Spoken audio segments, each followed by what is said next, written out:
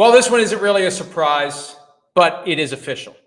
Mike Tomlin, Steelers coach, announces that Russell Wilson is the starting quarterback. It felt like it was going that way, even though the offense feels a little more exciting with Justin Fields. Russell Wilson, a steadier hand. Russell Wilson, a guy who's taken a team to a Super Bowl twice, won a Super Bowl, and played in a formula like this with a great defense, with a good running game, and you just supplement with a throw here or a throw there. And for me, the moment that Wilson won the job was in the opening drive in Detroit, 3rd and 11, Lions fans as loud as I've ever heard a preseason crowd.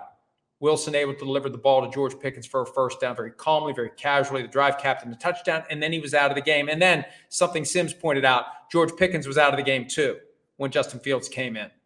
Wilson was the guy then. Supposedly they were going to practice this week, Steelers versus Steelers. It's Wednesday. They still got more practice time. I don't know their full schedule, but it seems a little premature. But once you know, you know. And I think we knew. Why delay the inevitable? You start getting ready for week one. Everybody knows it's going to be Russell Wilson when the Steelers go to Atlanta. Arthur Smith, new offensive coordinator, gets a chance to get back at the team that fired him right out of the gate. So it'll be Russell Wilson versus Kirk Cousins to start the season, assuming Cousins starts for the Falcons. Who the hell knows what the Falcons are going to do? But we do know what the Steelers are going to do. And when you look at the schedule, here's another reason why it makes sense.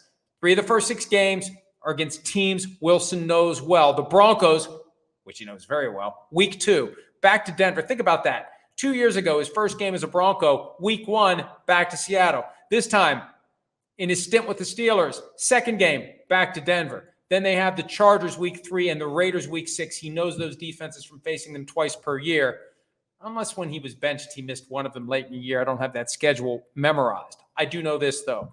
Wilson gives them higher floor than Justin Fields. Maybe a lower ceiling. It's just hard to tell. With Fields, it was a little too erratic. Exciting when he runs the ball. And he's as good and effective as of a running quarterback as anyone in the league. But the passing is still kind of all over the place. One throw is really accurate, and then, that throw when he misses the guy who's wide open in the end zone, it looks like he jumped off a trampoline, or trampoline, as Homer Simpson would say, and can't even get a finger on it. It's so far overthrown. That felt like a disqualifying moment.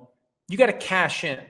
Because if you can't make that big throw in a spot where you're trying to win the job, how are you going to make that big throw when you're trying to win a game?